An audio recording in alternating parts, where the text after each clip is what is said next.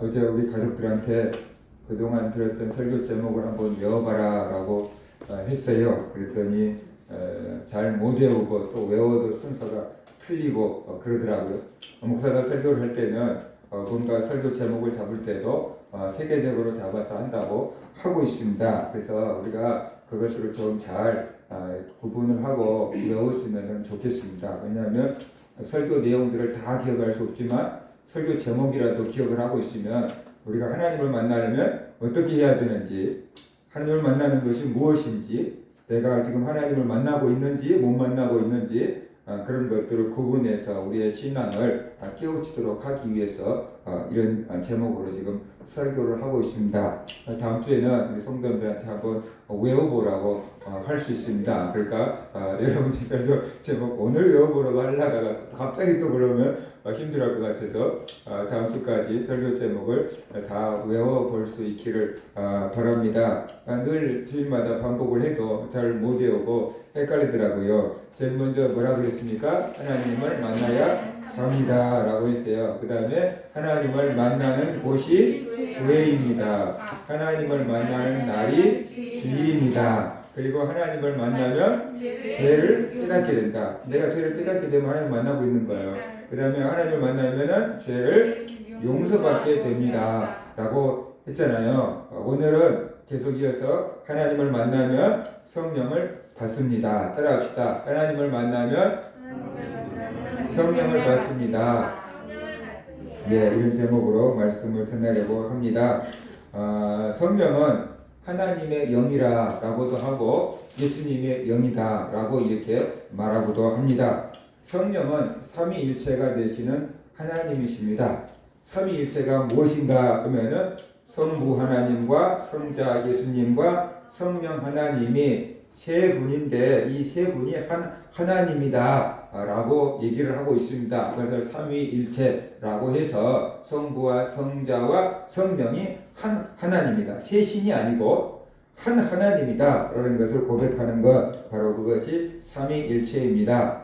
그래서 성령을 받은 것은 하나님을 받은 것이다 라고 할 수 있고, 성령을 만난 것은 하나님을 만난 것이다 라고 할 수 있습니다. 왜냐하면 성령은 삼위일체 하나님이시기 때문에 그렇습니다. 성령님을 만나면, 하나님을 만나면 성령을 받게 되고요. 반대로 성령을 받았으면 내가 하나님을 만났구나 라고 이렇게 생각하면 된다는 것이에요. 왜 우리가 성령을 받아야 하는가? 성령이 없으면 그리스도인이라고 할 수가 없다라고 성경은 말씀합니다. 로마서 8장 9절을 보면은 만일 너희 속에 하나님의 영이 거하시면 너희가 육신에 있지 아니하고 영에 있나니 누구든지 그리스도의 영이 없으면 그리스도의 사람이 아니니라. 이 로마서 8장 9절에서 성령을 가리켜서 하나님의 영이라고 하고 또 그리스도의 영이다 라고 이렇게 한 구절에서 계속 이렇게 말씀을 하고 있는데, 성령이 없으면은 우리가 그리스도의 사람이 아니다 라고 이렇게 말하고 있습니다. 아무리 교회를 오래 다녔다고 할지라도 성령이 없다 그러면은 그 사람은 그리스도인이 아니고 그 사람은 구원받지 못한다라는 것이, 옛날에는 이제 가난해가지고 학교를 가지 못한 사람들이 창문 넘어서 이렇게 듣고 배운 사람들이 가끔 있었다고 그러는데, 그렇게 열심히 학교를 다녀도 문제는 뭐냐면 졸업장을 받을 수가 없다라는 거죠. 그렇죠? 그거 같은 거예요. 우리가 성령을 받지 않고 교회를 수십 년을 다녀도 그 사람은 쉽게 말해서 호적 신고가 되어 있지 않는 사람이다. 그냥 살아있기는 하는데 법적으로는 그건 사람이 아닌 것과 동일한 거다라는 것을 우리가 알아야만 되는 것이지요. 그래서 성령을 받는 것은 굉장히 중요한 문제다. 그래서 우리가 알아야 돼요. 바울은 에베소에 있는 제자들을 만나서 너희가 믿을 때 성령을 받았느냐라고 물었어요.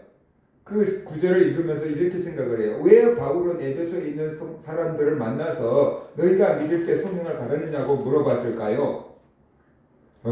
아마 그가 볼 때 믿기는 믿는 것 같아요. 그런데 뭔가가 성령 받은 사람과 달리 보였을 것입니다. 그랬으니까 너희가 믿을 때 성령을 받았느냐라고 이렇게 물어봤던 거지요. 뭔가가 달라도 달랐던 거예요.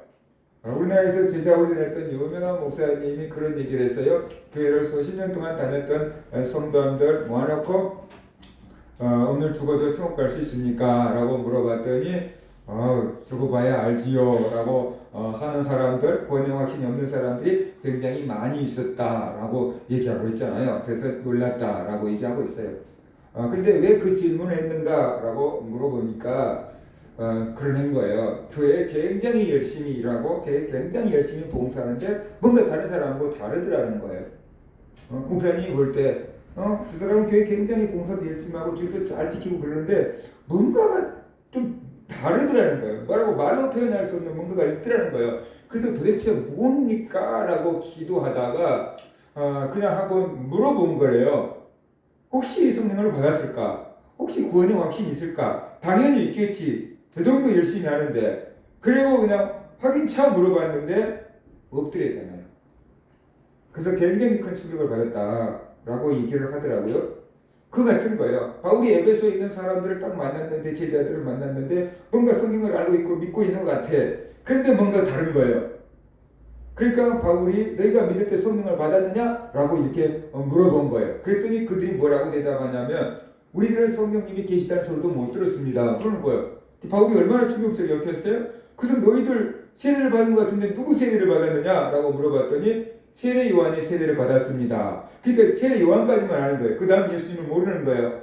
그래서 바울이 다시 그구나 뭔가가 다르다. 여기가 다르구나. 그래가지고 세례 요한이 앞으로 오실 리가 있다고 그분을 믿으라고 하지 않았느냐. 그까지는 알아요. 근데 그분이 바로 예수님이다 라고 하면서 예수님의 십자가의 죽음과 부활과 승천과 또 승천에서 성령 내려주심을 이렇게 설명을 했지요. 그랬더니 그들이 예수님을 믿게 됐고 예수님의 이름으로 세례를 받았어요. 그러자 바울이 그들에게 세례를 베푼 다음에 성령이 임하도록 안수했더니 그들 모두에게 성령이 임했는데 그때 성령을 받은 사람들이 12명 정도 되었다라고 성경은 말씀을 하고 있습니다. 똑같은 교회에 와가지고 수십 년째 같이 신앙생활을 해도 어떤 사람들은 성령을 받아서 신앙생활을 하는 사람이 있고 어떤 사람은 성령을 받지 않는 상태에서 예배에 참석하고 있는 사람이 있을 수 있어요. 그런데 사람들이 봐도 다를 수 있고 하나님이 봐도 뭔가 다를 수가 있다. 그런 것을 우리가 알아요. 그래서 내가 성령을 받고 성령으로 받고 신앙생활을 하고 있는지 우리가 알아봐야 됩니다. 예수님은 니고데모에게 말씀하셨어요. 사람이 거듭나지 아니하면 하나님의 나라를 볼 수가 없다라고 이렇게 말씀했어요. 그래서 하나님의 나라를 보려고 그러면 거듭나야 된다. 다시 태어나야 된다라고 이렇게 말씀했어요. 사람의 노력으로도 하나님의 나라를 볼 수가 없고 지식으로도 하나님의 나라를 볼 수가 없다. 거듭나야지만 하나님의 나라를 볼 수 있다. 그랬어요. 니고데모는 관원이고 굉장히 똑똑한 학사였어요. 그런데 그가 예수 말씀을 이해하지 못하고 이렇게 질문합니다. 내가 이미 어른이 다 되어버렸는데 어떻게 어머니 뱃속에 들어갔다가 다시 태어날 수 있습니까? 그건 있을 수가 없잖아요. 내가 엄마보다 더 큰데. 이렇게 니고데모가 예수님께 반응을 보여요. 그러자 예수님께서 이렇게 대답을 하셨어요. 진실로 진실로 내게 이르노니 사람이 물과 성령으로 나지 아니하면 하나님의 나라에 들어갈 수가 없느니라. 육으로 난 것은 육이요 영으로 난 것은 영이니 내가 내게 거듭나야 하겠다는 말을 놀랍게 여기지 말라라고 말씀하셨어요. 그러니까 니는 어머니에게서 육체가 태어났다. 네 영이 다시 태어나라는 소리인데 그것은 성령으로 태어나는 것을 말한다. 이렇게 얘기하고 있는 거예요. 그래서 예수 말씀을 정리해 보면은 성령으로 다시 태어나지 아니하면 하나님의 나라에 들어갈 수가 없다는 거죠. 성령 받지 않으면 천국 못 간다. 그 얘기 지금 하고 계시는 거예요. 성령을 받는 것이 영적으로 태어나는 것이고 성령을 받는 것이 거듭나는 것이고 성령을 받아야지 구원을 받는다라고 얘기를 하고 있는 거예요. 교회를 수십 년 동안 다녀야지 구원을 받는 게 아니고 헌금을 많이 해야지 구원을 받는 게 아니고 그의 직분을 받아야지 구원받는 게 아니고 어떻게 해야지 구원을 받는다고요? 성령을 받아야지 구원을 받는다. 이것을 어디 차원에서 얘기하냐에 따라 다른 겁니다. 예수님을 초점으로 말하면 예수님을 믿어야지 구원을 받는다 라고 말씀을 하고 성령을 초점으로 얘기를 하면 성령을 받아야지 구원을 받는다 이렇게 얘기를 하는 거고 사람의 차원에서 얘기를 하면 회개를 해야지 구원을 받는다 라고 지금 말하고 있는 건데 그게 다 연결되어 있는 거예요.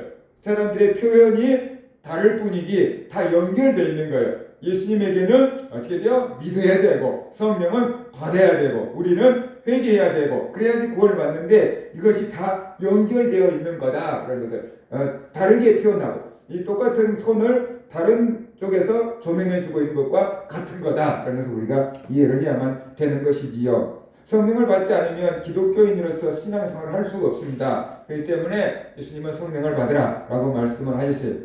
성령은 우리들의 신앙생활에 굉장한 도움을 줍니다. 그렇기 때문에 예수님이 이 땅에 제자들과 함께 계신 것보다 예수님이 승천하셔서 성령을 보내주시는 것이 제자들에게 더 유익하다라고 말씀하셨어요. 요한복음 16장을 보면 지금 내가 나를 보내신 이에게로 가는데, 예수님이 하나님께 갔는데 그 중에 너희 중에서 더 나더러 어디로 가는지 묻는 자가 없고 도리어 내가 이 말을 함으로 너희 마음에 근심이 가득하였도다. 예수님이 떠나가신다고 하니까 제자들이 근심이 가득하면 그럼 우리는 어떻게 살아야 돼? 그렇게 지금 근심이 가득한 거예요. 그러나 내가 너에게 실상을 말하노니 내가 떠나가는 것이 너에게 유익이라. 내가 떠나가지 아니하면 보혜사가 너희에게로 오시지 아니할 것이요. 보혜사는 성령님을 가리키는 거죠. 예수님이 떠나가지 않으면 성령님이 안 오신다는 거예요. 예수님이 가면 내가 그를 너희에게 보내리니, 성령님을 보내리니 그가 와서 죄에 대하여 의에 대하여 심판에 대하여 세상을 책망하시리라 라고 이렇게 말씀을 하고 있습니다. 성령님은 영원토록 우리와 함께 계십니다. 성령님은 우리 안에 계십니다. 그래서 우리의 신앙에 굉장한 유익을 주는 거죠. 우리는 성령으로 말미암아서 신앙생활이 가능해집니다. 성령님은 하나님의 말씀이 우리 안에서 생각나게 하고 하나님의 말씀이 깨달아지게 하고 하나님의 말씀을 순종하도록 감동을 주고 우리의 삶을 하나님 뜻대로 가도록 우리에게 인도를 해주고 계신다. 그래서 우리가 알아야 돼요. 그렇기 때문에 우리가 성령의 도움을 입지 않고는 기독교인으로서 살아갈 수가 없다. 성령 받지 않고는 기독교인으로서 신앙생활은 불가능한 거다. 라는 것을 우리가 알아야 되는 거죠. 성령 받지 않고 신앙생활하는 것은 뭐라 그럴까요? 이게 흉내만 내고 있는 거예요. 흉내만 내고 있는 거. 진짜로 변화된 게 아니고 흉내만 내고 있는 거다. 라는 것을 우리가 알아야 돼요. 구약시대에 아무에게나 성령이 임하지 않았습니다. 구약시대에는 특별한 사람들에게 성령이 임했어요. 그것을 사람들이 볼 수 있도록 기름을 부었는데 왕이나 제사장이나 선지자에게만 기름을 부었잖아요. 그러니까 왕, 제사장, 선지자, 사사 이런 사람들에게 성령이 임해서 하나님의 특별한 일을 감당하도록 하셨습니다. 이스라엘 백성들 전체가 하나님의 선택을 받았지만 그래도 그 선택받은 사람들 중에서 하나님께서 특별하게 사용할 사람들, 왕이나 제사장이나 선지자에게 성령의 기름을 부어서 성령의 감동을 주면 그들이 막 예언을 하잖아요. 그죠? 그래서 그들이 하나님의 뜻대로 하나님이 주신 직분을 사명을 감당할 수 있게 해준 겁니다. 이스라엘 백성들 입장에서 보세요. 그러면은 어느 날 다윗에게 하나님께서 성령의 기름을 부어서 이스라엘의 왕이 되게 만들었어요. 그럴 때 다른 사람들이 봤을 때 얼마나 부러웠겠어요. 다윗의 형제들이 봤을 때도 얼마나 부러웠겠어요. 8명의 형제들이 있었는데 그 중에서 하나님께서 막둥이 다윗을 택해서 기름을 붓고 네가 이스라엘 왕이 될 것이다 라고 이렇게 말했으니까 다른 형제들이 시기하고 질투했잖아요. 그 시기하고 질투했다는 소리는 뭡니까? 다르게 표현하면 너무 부러운 거예요. 너무 부러우니까 시기하고 질투한 거예요. 내가 네보다 형이고 내가 네보다 키도 크고 내가 네보다 군사훈련도 많이 받았는데 내가 네보다 얼굴도 멋지게 생겼는데 왜 하나님은 나를 안 택하고 너 같은 놈을 택했을까? 그게 생각하니까 너무 부럽기도 하고 시기하고 질투하기도 하고 그런 거예요. 그래서 이스라엘 백성들이 볼 때 하나님께 선택을 받고 성령의 기름을 부은 사람들은 너무나도 특별한 사람들이었기 때문에 너무나도 부러웠을 것입니다. 나도 하나님께 그렇게 선택받고 나도 하나님께 기름 받고 나도 하나님의 성령을 받아서 저렇게 하나님의 일을 위해서 쓰임받았으면 좋겠다라고 생각을 했겠지요. 그런데 신약시대에는 예수님을 믿는 모든 사람들에게 성령을 주셨다라는 거예요. 저와 여러분에게도 성령을 주셨다라는 거예요. 구약시대 왕이나 제사장이나 선지자로 택함받은 사람들에게만 성령이 임했는데 이제는 예수님을 꾸준히 믿는 우리들에게 하나님께서 성령을 부어주셨다는, 그래서 그 성령이 우리들 안에 계신다. 그래서 우리가 왕같은 제사장이다 라고 이렇게 말씀을 하고 있는 거다. 그래서 우리가 알아야지. 베드로가 이렇게 말씀합니다. 그러나 너희는 택하신 족속이요 왕같은 제사장들이요 거룩한 나라요 그의 소유가 된 백성이니 이는 너희를 어두운 데서 불러내어 그의 기이한 빛에 들어가게 하신 이의 아름다운 덕을 선전하게 하려 하심이라 그랬어요. 우리들은 예수 믿는 우리들을 가리켜서 하나님의 택하신 백성이다. 이제 우리가 하나님의 택하신 백성이다. 왕같은 제사장들이다. 그러니까 왕이요 제사장까지 같이 우리에게 지금 성령의 기름을 부은 받은 사람들이다. 왕같은 제사장들이고 거룩한 하나님의 나라고 하나님의 소유가 된 백성들이다라고 이렇게 말하고 있습니다. 그러니까 우리가 하나님 앞에서 얼마나 소중한지 알아요. 이스라엘 백성들이 그렇게 부러워하던 왕이나 제사장이나 선지자에게만 주셨던 그 성령의 은혜를 성령을 저와 여러분에게 주셨다라는 것이. 그래서 이제 우리가 하나님 앞에 나가고 하나님께 예배도 드릴 수 있고 하나님께 기도도 할 수 있고 하나님의 말씀도 전할 수 있는 그런 사람들이 되게 된 거다라는 것을 우리가 알아야 되는 것이지요. 하나님의 성령이 우리 안에 거하십니다. 그래서 우리를 가리켜서 하나님의 성전이다 라고 이렇게 말씀을 하고 있습니다. 고린도전서 3장 16절에 보면 너희는 너희가 하나님의 성전인 것과 하나님의 성령이 너희 안에 계시는 것을 알지 못하느냐라고 이렇게 말하고 있습니다. 우리가 하나님을 모시고 있어요. 하나님의 성령이 우리 안에 계셔요. 그러니까 우리가 하나님의 거룩한 성전이다. 우리 몸이 하나님의 성전이다 라고 이렇게 말하고 있는 겁니다. 예를 들어서 똑같은 그릇인데 거기다가 쓰레기를 담아놓으면 어떻게 돼요? 쓰레기통이 되는 거고 거기다가 뭐 꽃을 심어 놓으면 화분이 되는 거고 거기에다가 물을 담아 놓으면 물통이 되는 거예요. 우리의 몸인데 우리의 몸에 누구를 모시고 있느냐? 하나님을 모시고 있으면 어떻게 돼요? 우리가 성전이 되는 거고 악한 영을 모시고 있으면 우상이 되는 거예요. 그걸 우리가 알아야 돼요. 내 마음에 내 몸의 주인이 누구냐라는 것이에요. 그래서 우리가 바로 이 성령이 우리 안에 계시기 때문에 우리가 성령의 전이다라는 것이에요. 우리의 몸도 깨끗하고 거룩하게 잘 지키고 관리해야 돼요. 왜냐 그러면은 우리 몸 자체가 그런 건 아니지만 거룩하신 하나님을 모시고 있기 때문에 우리의 몸도 소중하게 잘 관리할 수 있는 그런 사람들이 되어야만 된다라는 것입니다. 그 다음에 성령을 받은 사람과 안 받은 사람은 차이가 있어요. 내가 성령을 받은 것인지 안 받은 것인지 우리가 구분을 해야 돼요. 성도들에게 성령을 받았습니까? 거듭났습니까? 라고 물어보면은 모르겠는데요 하는 사람들도 있을 것이고 예 성령을 받았습니다 라고 말하는 사람들도 있을 거예요. 그러면 성령을 받은 줄은 어떻게 합니까? 성령을 받았다는 증거가 무엇입니까? 라고 이렇게 물어보면 대부분 사람들이 뭐라고 얘기할까요? 나 예수 믿고 병이 나았어요. 나 예수 믿고 방언을 받았어요. 나 예수 믿고 환상을 봤어요. 이런 식으로 얘기할 거예요. 물론 그것이 성령을 받았다는 증거 중에 하나임에는 틀림없는데 그것이 성령 받았다는 모든 증거를 대표하는 것은 아니다라는 것을 우리가 알아야 되는 거죠. 그러면은 예수 믿었는데도 병이 안 고치는 사람은 성령을 안 받은 겁니까? 예수 믿었는데도 방언 못한 사람은 성령 안 받은 겁니까? 예수 믿었는데도 환상을 보지 못한 사람은 성령 안 받은 겁니까? 그건 아니잖아요. 그렇죠?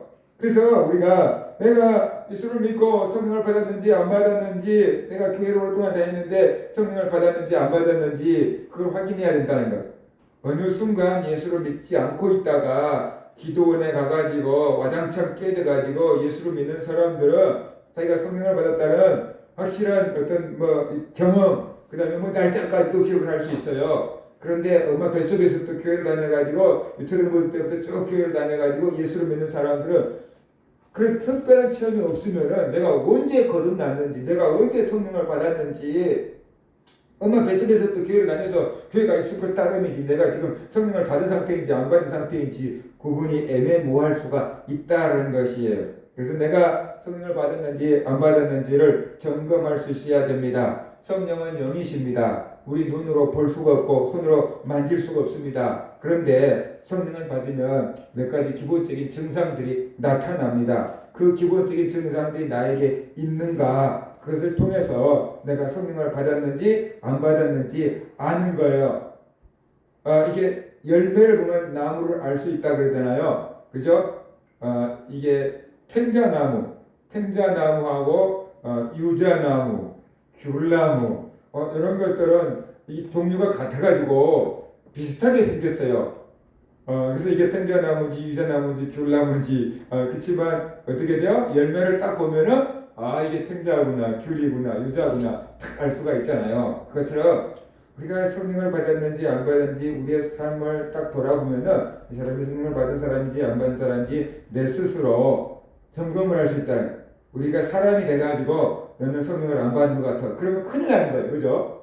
너는 성령을 받은 것 같고 너는 성령을 안 받은 것 같다. 그러면 이게 얼마나 심각한 문제가 벌어지겠습니까? 그런데 내 스스로 내가 성령을 받았구나. 할렐루야 감사하다 라고 생각한다 할지 아니 내가 아직 성령을 못 받나 보다. 성령을 받아야지 라고 도전을 받는다 그러면은 그것이 큰 은혜일 거다 라는 것이에요.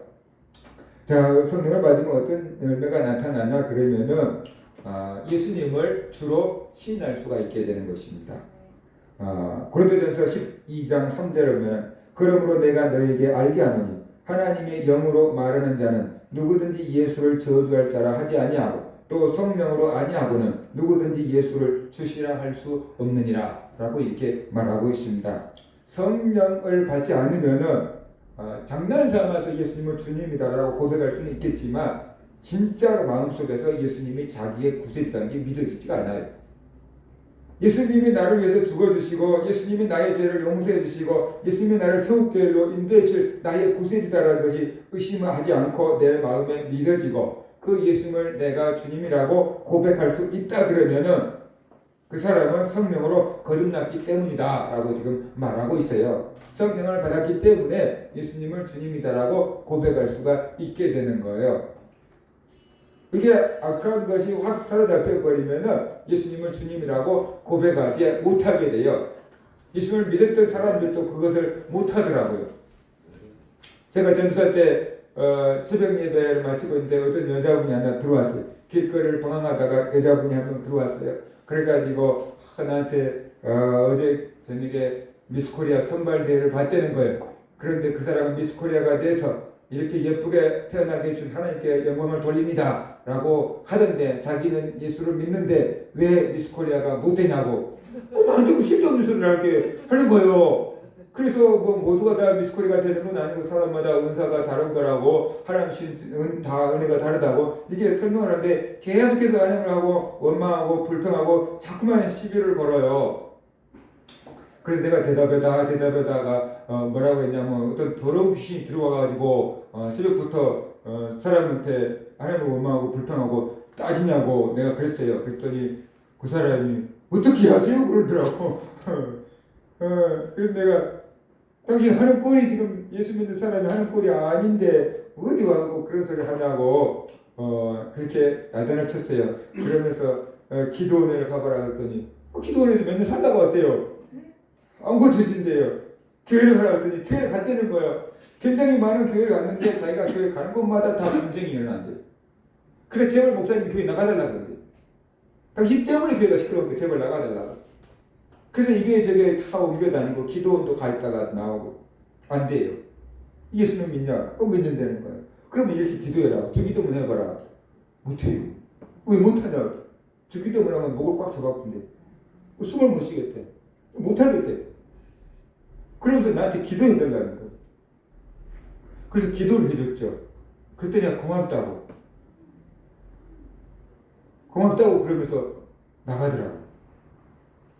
이게 우리가 그냥 예수님을 주로 시인하는 게 자연스러운 것 같잖아요. 근데 악한 것이 딱 사로잡힌 사람들은요 그 소리를 못해요. 안 나와요. 그 소리가 안 나와. 목을 꽉 조은 것들은 안 나와요. 그러니까 성령을 받아서 우리가 예수님을 주로 믿고 고백할 수가 있는 거다. 이것이 보통 일이 아닌 거다. 그러면서 우리가 알아야 돼. 성경은 이렇게 말씀하잖아요. 누구든지 주의 이름을 부르는 자는 그 다음 뭐예요? 구원을 받으리라. 주의 이름을 부르면 구원을 받아요. 이게 거짓말 같은데 아무것도 아닌 것 같은데 진실이에요. 제가 처음에 예수를 믿을 때 찬송가도 뭣도 제대로 알지도 못한 상태에서 기도원을 들어갔어요. 그 기도에서 막 부른 노래가 막 주의 이름을 부르는 주의 이름을 부르는 자는 구원을 얻으리로다. 그런 것도 몰랐어요. 그래서 그 기도원에서 파는 찬송가 책을 사가고 보고 따라 부르고 일주일 동안 예전에는 기도원이 길었어요. 한 5일 있다가 나왔어요. 그리고 잠을 자는데 꿈에서 형님이 내 목을 이렇게 딱 이렇게 누르고 있는 거예요. 숨이 다 배웠고 막 발버둥을 치고 막 형님 왜 동생을 나오고 그래 그랬는데 계속 이렇게 누르고 있는 거예요. 꼼짝도 안 하고 있는 거예요. 그런데 내 입에서 무슨 말이 나가냐면 너는 형이 아니다 그러더라고요. 너는 형이 아니다 그러더라고요. 그런데 그 순간 형의 모습이 새카맣게 확 바뀌어버린 거예요. 이렇게 새카만 연기처럼 딱 바뀌어버리는 거예요. 그전엔 진짜 형이었는데 새카맣게 딱 바뀌는 거예요. 딱 보니까 내 속에서 무슨 생각이냐면 귀신이구나. 그전까지 귀신도 봐본 적도 없는데 그냥 내 생각에 귀신이구나. 그래가지고 기도원 일주일 갔다 오고 믿음밖에 없는데 저딴 것은 안수해서 쫓아버려야지 생각이 들어가지고 손을 뻗어서 이렇게 귀신의 머리에다가 손을 넣고 기도를 하려는데 이게 얼마나 큰지 손 길이가 다르니까 가서 닿지가 않는 거야. 이렇게 머리가 닿지가 않는 거예요. 그리고 바닥바닥 내가 숨이 안 쉬어서 다 죽을 지경에 됐는데 내 입에서 생각도 못하게 주여 그러는 거예요.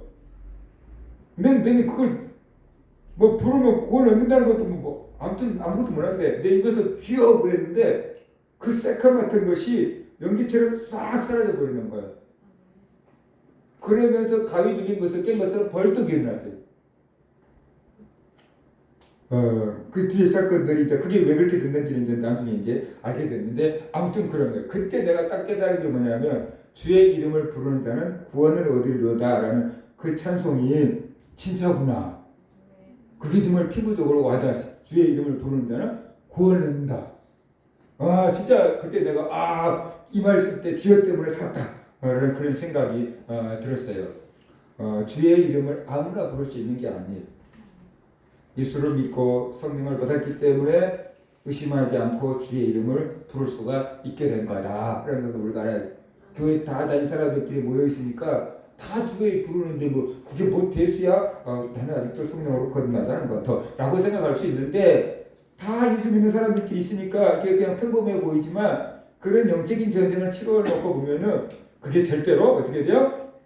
나오지가 않는다. 그런 것을 우리가 알아야 돼요. 그래서 내가 주님의 이름을 부를 수 있다는 것, 예수님을 주로 고백할 수 있다는 것, 그것이 바로 성령을 받은 증거구나. 내가 아기 때부터 교회를 다녔지만 언제부터 내가 알지 못한 상태에서 내가 성령을 받아서 예수님을 주로 고백하고 있구나 라는 것을 우리가 깨달아야 된다는 것입니다. 그 다음에 성령을 받으면 하나님을 아버지라고 부를 수 있게 돼요. 하나님을 아버지라고. 예를 들어서 서희가 저를 보고 아빠라고 이렇게 부르잖아요. 근데 저것들이 갑자기 나 아닌 다른 사람이 갖고 아빠 그런다면 어떻게 돼요? 저거 좀 이상하고 되지, 그렇지? 그잖아요. 그거 이상한 거예요, 이게. 그런데 내가 하나님을 향해서 아빠라고 부르고 있다 생각해 보세요. 그럼 내가 왜 하나님을 향해서 아버지라고 부를 수 있겠느냐는 거예요. 내가 왜 하나님을 향해서 아버지라고 부를 수 있겠느냐라는 거죠. 내가 하나님의 성령으로 태어났기 때문에 하나님을 향해서 아버지라고 부르는 게 전혀 이상하지 않다는 거예요. 하나님의 성령으로 거듭나지 않았으면, 내가 하나님의 성령으로 태어나지 않았으면 하나님을 아버지라고 부르는 게 굉장히 이상한 거예요. 그런데 하나님의 성령으로 내가 태어났으면 하나님을 아버지라고 부르는 게 지극히 당연한 거예요. 그래서 하나님을 아버지라고 부르는 게 이상하지가 않은 거예요. 성령을 받으면 우리 영혼이 다시 태어나게 됩니다. 예수님 말씀하신 거예요. 성령으로 다시 태어나는 것이다. 그래서 우리가 알아야만 되는 것이다. 그래서 우리가 알아야 되는 거죠. 분명히 예수님 말씀하셨잖아요. 오늘 본문 6절에서 육으로 난 것은 육이요 영으로 난 것은 영이니 그러잖아요. 그러니까 엄마는 나를 육으로 낳은 거예요. 엄마 아빠는 나를 육으로 낳은 거예요. 근데 성령은 나를 어떻게 돼요? 영으로 낳은 거예요. 그래서 하나님이 내 영의 아버지가 되는 거고 세상에 있는 엄마 아빠는 내 육의 엄마 아빠가 되는 거예요. 그래서 하나님을 향해서 내가 내 영의 아버지라고 부르고 있는 거예요. 하나님이 내 영의 아버지니까. 그래서 성령을 받을 때 하나님을 아버지라고 부를 수 있게 된다. 그래서 우리가 알아야 돼요. 이스라엘 백성들의 하나님을 아버지라고 부른다는 것은 상상할 수 없는 일이었어요. 이스라엘 백성은 10계명에 하나님의 이름을 망령되이 일컫지 말라 그랬잖아요. 그래서 하나님의 이름을 함부로 부르지 못했어요. 우리도 어렸을 때 그렇게 교육받았잖아요. 아버지 전함이 어떻게 되시니? 그거 물어보면 김석중입니다. 이렇게 말하면 못 배운 자식이다. 적히가 아무튼 이런 거잖아요. 그때 뭐라 해야 돼요? 김자, 석자, 중자입니다. 이렇게 얘기를 하더라고요. 그러니까 배움을 받았잖아요. 이스라엘도 그랬어요. 하나님의 이름을 망령되이 일컫지 말라 그러니까 하나님의 이름을 성경에다가 썼는데 성경을 기록한 그 성경을 쓴 사람들이 하나님의 이름이 나오면 붓을 씻고요, 목욕 제기를 하고 와서 그 하나님의 이름을 썼대요. 그러니까 그 서기관들이 얼마나 하나님의 이름을 두려워했는지 알 수 있죠. 목욕 제기하고 붓 한 번 씻고 와서 하나님 이름 한 번 쓰고 또 나오면 또 가서 목욕 제기하고 또 붓 씻고 또 새 입으로 이렇게 쓸 정도로 하니까 이스라엘 백성들이 하나님 이름을 부를 수 없었어요. 그래서 하나님이라고 써놓기는 이렇게 써놓고 읽기는 어떻게 돼요? 다르게 읽었어요. 주여 그렇게 읽었어요. 하나님의 이름을 써놓고 뭐라고 읽었냐면 그냥 주여 그렇게 읽은 거예요. 그래서 김석중 써놓고 김석중을 읽지 않고 아빠 이렇게 읽었어요. 이렇게 읽어버린 거예요. 그냥. 그런데 나중에 이스라엘 나라를 빼앗기고 외국에 오랫동안 포로로 끌려가고 또 외국 포로 생활에서 태어난 애들이 이제 후세가 태어나고 그러다가 보니까 하나님의 이름을 잊어버린 거예요. 읽을 수가 없는 거예요. 원래 히브리어는 모음이 없어요. 자음만 있어요. 기억 이런 식으로 자음만 있어요. 기억, 시옷, 지읒. 우리나라도 또 퀴즈 할 때 초성 갖고 하잖아요. 그렇게 되어 있는데 이 사람들은 읽는 법을 배워서 다 알았어요. 그런데 포로로 끌려가다가 보니까 후세들이 못 읽는 거예요. 그래서 똑똑한 학자들이 이러다가 후손들이 우리나라를 글을 잃어버리겠다 그랬고 나중에 모음을 만들어서 붙여놓은 거죠. 나중에 모음을 만들어서 붙여놓은 거예요. 지금 우리가 배운 히브리어는 그래서 후손들이 나중에 붙여놓은 모음까지 해서 이제 읽는 거죠. 하나님의 이름을 못 읽는 거예요. 그래서 지금 하나님의 이름이 여호와냐 야훼냐 라고 하는 거잖아요. 우리는 여호와라고 알고 있잖아요. 근데 학자들은 여호와보다 야훼가 더 맞을 거다 라고 하고 있는 거잖아요. 오직 했으면 여호와의 지금까지 나왔겠어요? 그런데 하나님의 이름이 틀리다면 이런 사태까지 벌어져 버리게 된 거예요. 그런데 그 어마어마한 하나님을 아버지라고 부른다는 것은 있을 수가 없는 일이에요. 그런데 예수님이 하나님을 가르쳐서 아버지라고 친아버지라고 부른 거예요. 그러니까 이스라엘 백성들이 막 기가 막힌 거예요. 세상에 어떻게 하나님을 아버지라고 부를 수가 있어? 저건 신성모독죄다. 사람이 할 수 없는 짓이다. 그래가지고 예수님을 죽이려고 했어요. 그런데 우리는 성령을 받아서 하나님을 아버지라고 불러요. 왜 하나님이 너희 아버지냐라고 물어보면은 내가 하나님의 성령으로 태어났으니까, 하나님의 성령으로 내 영이 태어났으니까 하나님이 내 영의 아버지입니다. 그래서 아버지라고 부르는 거예요. 로마서 8장 15절에 보면 너희는 다시 무서워하는 종의 영을 받지 아니하고 양자의 영을 받았으므로 우리가 아빠 아버지라고 부르짖느니라 라고 이렇게 말했어요.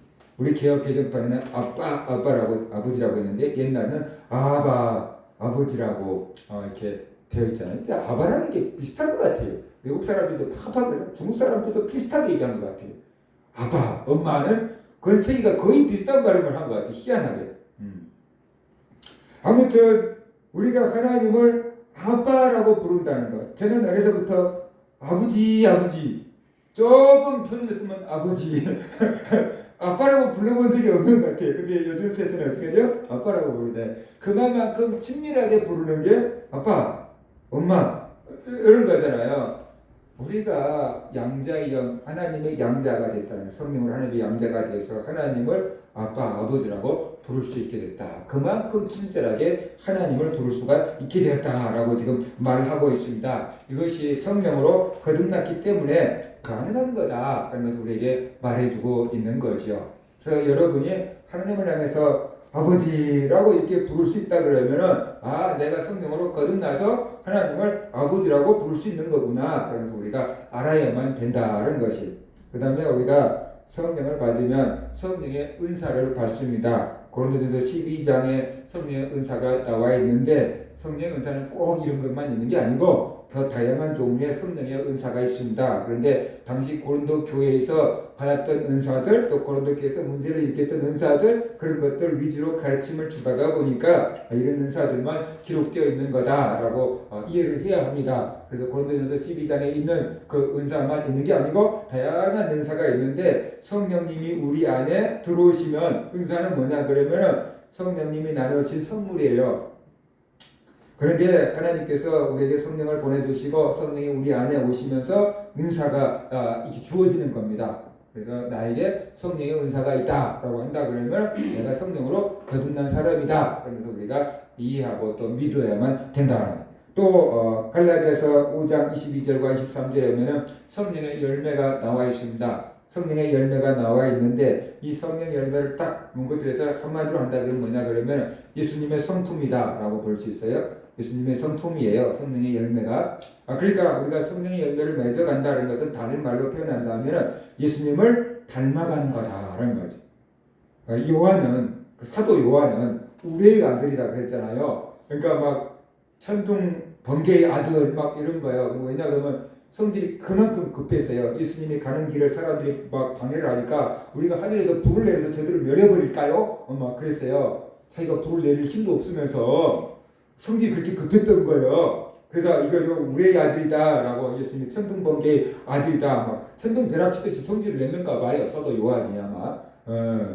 남자들은 또 그런 게 있잖아요. 화를 막 잘 내는 것도 있잖아요. 그 중에서도 요한은 특별했던 거예요. 그 집안 식구들이. 그래서 그냥 천둥번개 우리의 아들이다라고 예수님이 별명을 지어줬는데 그 성질 급했던 요한이 나중에 그 요한 1~2~3~4를 쓰면서 사랑 계속 사랑에 대해서 쓰고 있잖아요. 마지막 때 몸도 참 거동할 수도 없어서 업어다가 갖다 놓으면 앉아서 사랑해라 그러기만 했는데도 은혜가 됐다는 거예요. 사도 요한이. 그럼 왜 그렇게 은혜가 됐겠어요?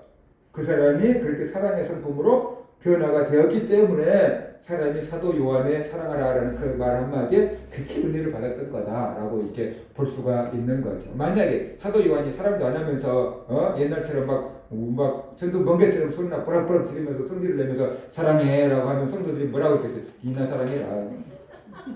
이러지 않겠어요? 근데 사도 요한이 사랑의 사도로 딱 바뀌어놓으니까 사랑하십시오라고 해도 설교 그 한마디만 해도 성도들이 다 아멘하고 은혜를 받아버린 거죠. 우리도 저 요한처럼 살아야 돼 이렇게 된 거겠죠. 그렇죠? 바울이 그랬잖아요. 내가 그리스도를 본받는 것처럼 여러분은 나를 본받는 자가 되십시오라고 했잖아요. 그래서 우리가 그리스도 예수를 닮아가고 있다. 그러면 내가 성령을 받았기 때문에 닮아가는 것입니다. 예를 들어서 서희가 그 임민희 선생님 애기 유진이 사진을 보면서 임민희 선생님 닮았어요 라고 이렇게 얘기를 하는데 어떻게 해야 돼요?